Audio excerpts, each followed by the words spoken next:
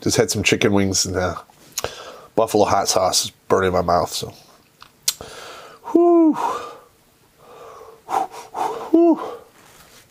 starting to sweat. All right, cool.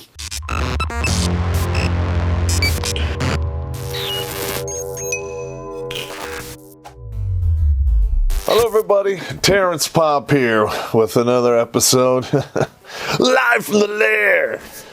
All right, so we get to the point where I've been Medevac from Iraq. I went through all the bureaucratic fucking bullshit. You know, they trucked me down to the airfield. They stick me on a transport. I was a low priority since I was, I could walk and talk and communicate. And there was a lot of people that were going to Landstuhl that were wounded because I was getting Medevac basically during the time of the second Fallujah attack. Or the second Fallujah battle, and I think it went on for like 3 or 4 days, and then there were some residuals after that.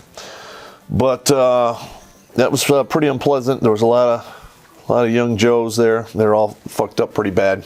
You know, it's heartbreaking, and unfortunately, a lot of these guys, I don't know what their chain of command was doing, but they were woefully lacking in taking care of their guys, especially the Marines.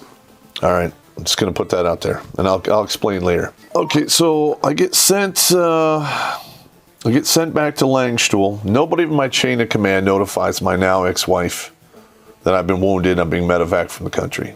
So basically, when I get back to Germany, I have to get on the phone and call and notify myself, which is it's shameful. I mean, that was such a huge fucking slap in the face that. But hey, what are you going to do? That's, the Army doesn't give a shit about the National Guard, and the National Guard doesn't give a fuck about you. So that's the way it goes. There was a lot of Marines and Army guys that were wounded in the Fallujah fight. There was more Marines were wounded because they fight stupid, but that's neither here nor there. Like during the first Fallujah battle, I went fucking berserk because I was at the alternate talk, when they were keeping track of the wounded. And you could just hear over the radio how the Marines and the Army, they fight completely differently. Like the Marines take fire, and you hear them yell over the radio, "We're assaulting." Where the Army takes fire, they are, "We're hunkering down, we're calling up a tank." I get in processed into Landstuhl. I was treated, well. They treated everyone pretty good. And for whatever reason, the Marines that were wounded in Fallujah were... basically just there being maintained, and then they were being shipped out to the States to get treated at Bethesda, which is fucking stupid. All right, you're in a fucking Army hospital, Landstuhl, Germany, and you got Marines that are fucking hurt, but they're not treating them there. They're just, stabilizing them, and they're sending them in a fucking, a 16-hour fucking flight to the United States. It was fucking stupid. So, I get moved into my room. I had 2 guys with me. They were National Guard soldiers. I believe they're from Arkansas or Oklahoma. I'm not sure. I don't remember. And they were torn up pretty good. Let's see. One of them had basically 3 or 4 blown discs in his lower back. He just wore out. It happens. You're carrying all that body armor and bullshit, jumping in and out of vehicles that have no suspension. And my back was fucked up too. Another guy was there. He had some kind of stomach thing where he would just vomit all the time, and it was probably his nerves. I don't know, but shit got fucking real for these guys, and they were fucked up pretty good. And they put a Marine in my room. PFC, Lance Corporal. He was wounded in Fallujah, and he was wounded in his right arm, and he had a severed nerve, so he couldn't really move his hand or feel much. And they came, and they would, I don't know, he was there like 2 days, and, I talked to the guy. He's a good guy. And he was telling me, I got a severed nerve in my arm, and I'm like, why aren't they fucking fixing you? And he's like, well, they're going to fly me to Bethesda. And I'm like, okay, wait a minute. How long is that going to take? And they're like, they said anywhere from like 5 to 7 days. All right, so when you take a nerve injury, especially when a nerve is severed, you need to graft that shit together as fast as you fucking can. Otherwise, it might not fucking heal. Ever. That's just the way it is. So I'm like, hey, that's bullshit, man. You're in a hospital. Why can't they just fix it here? And he's like, well, the gunny sergeant down the hall, he's getting everyone medevaced out of here to, Bethesda to get them fixed up. So I go talk down to the sergeant for class. So I'm like, hey, what's the deal? I got a guy in my room. He's got a severed nerve in his right arm. We're in a goddamn army hospital. They could graft that shit together here. Why are you not fucking doing that? And this gunny sergeant was just towing the Marine Corps line. The Marine Corps takes care of its own, blah, blah, blah, blah, blah. And I'm like, you know what, Gunny? Everyone fucked up here because you put them in my fucking room, and now I fucking know about it. I'm not going to look the other way, and I'm going to fucking raise the stink, and I'm going to get this fucking Marine fixed. And he's just like, well, you can do what you want to do. And I'm like, okay, well, you don't know me. I don't know you, but you're gonna, because I'm about ready to fucking drop the hammer on you there, Gunny. So just be prepared. I got on the phone. I called a former commander of mine, Lieutenant Colonel Rocky Rachkovsky, ran for senator a couple times here in Michigan. A great guy. And I told him the deal. I go, look, I got a guy in my room. He's got a severed nerve in his arm. It's been severed for like 2.5 days. They're telling him he's going to wait, 5 to 7 days to get to go back to Bethesda and get his goddamn arm fixed. And I'm like, that is absolute fucking horse shit. We're in a fucking I'm in Landstuhl. Why can't this guy get fucking fixed here? This is fucking stupid. So he makes some phone calls. He's got a lot of, hookups with the individuals in the five fucking walled fucking building that everyone makes decisions for in the Army, the Pentagon. About 6 hours later, door opens in my room. They come get the Marine, put him on a fucking gurney, wheel him the fuck out of there to the fucking, the operating theater to get his arm fixed. And I remember he's walking down the hallway, and I'm holding this cup of coffee mixed with cocoa, and I'm standing in the hallway watching him go, and I see the gunny come out in the hallway, and I'm like, I just look at him, we make eye contact for that split second, and I'm like, they put his arm back together. It was still numb when he left. He left like 2 or 3 days later. So I don't know if he ever recovered or not, but, that needed to fucking happen. And then, because I did that, I started getting, like, all of the soldiers who had issues would come talk to me all the time.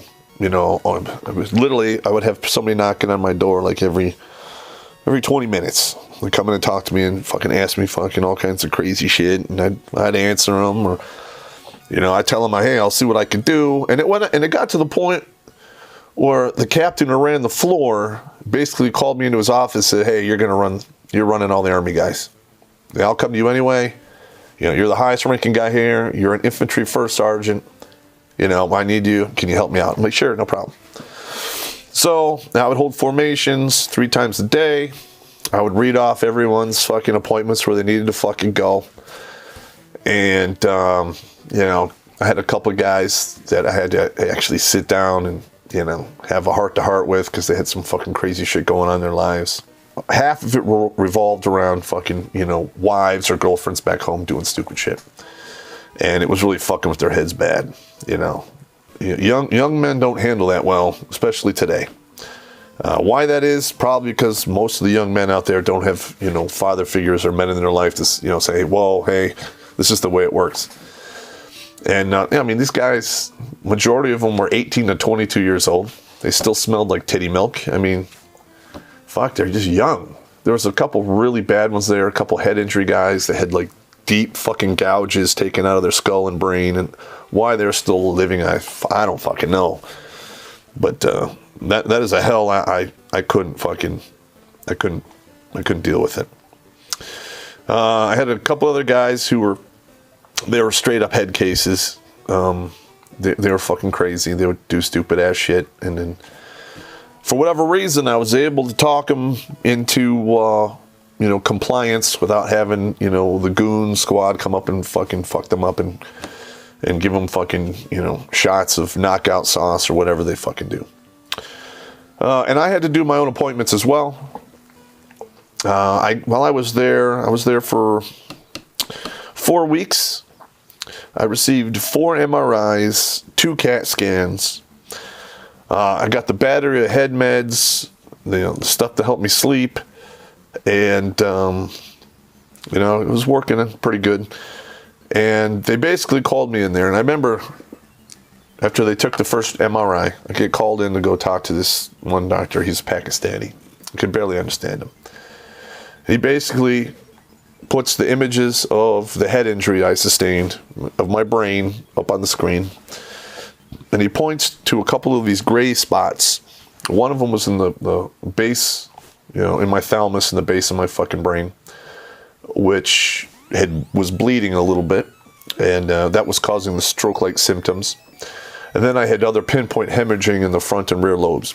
And he explained to me that when I was hit with the IED, that my brain had swelled, and the swelling had basically kept the brain from bleeding.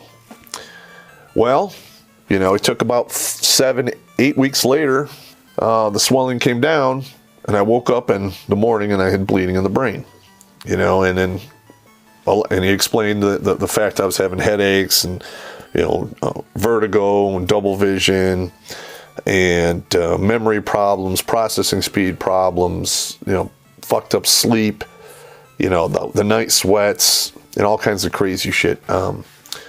Because the thalamus and other parts of the brain were damaged. And the thalamus actually, and one of its functions is it monitors your body temperature. And, I was fucked up for a while over that, and it still fucks with me today, because I'm cold, and I run 1 degree colder than I used to before I got fucking dinged. I ran cold anyway, because I'm Rho negative blood type, and those guys tend to run cooler. I have the extra vertebrae, I have the whole fucking deal. And it's very, very bizarre, but what are you going to do? So I got all those MRIs and CAT scans, and they told me the deal, and I had to go talk to psychologists and play the fucking game. And they gave me a lot of hydrocodone and Percocets for the migraine headaches, which mixed well with the beer, because me and 2 of the roommates I had in there, all 3 of us were fucked up pretty bad. But we would go out on the town and just go fucking hang out and go visit Germany and go do shit. And we would drink beer. And then I remember they had this weird fucking beer there that I absolutely loved.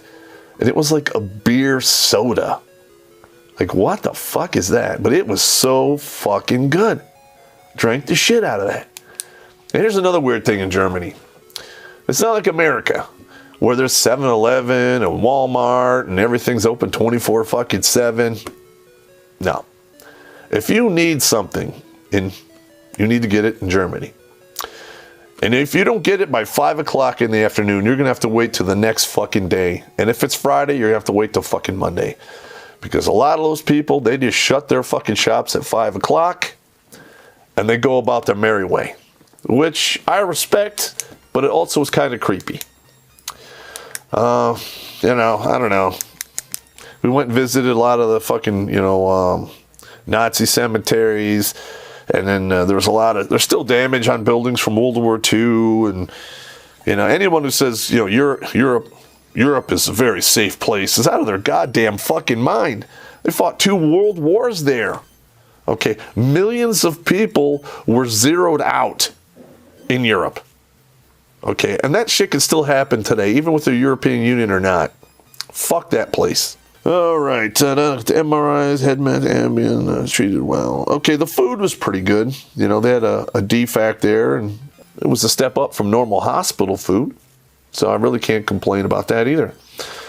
The only problem that I had is, and it wasn't really their fault, is I couldn't really get any straight answers on if and when I was going to fucking be okay. All right. I kept getting it's a brain thing. We don't fucking know, blah, blah, blah. And that's just the way it is. But the TBI thing was just starting to get on the Army's radar because, when I came in there, I was earmarked for a study that I had to go to at Walter Reed after I left Landstuhl. And, they were taking blood every other day, and then I had all those scans taken, which I got copies of because I used them in my VA claim.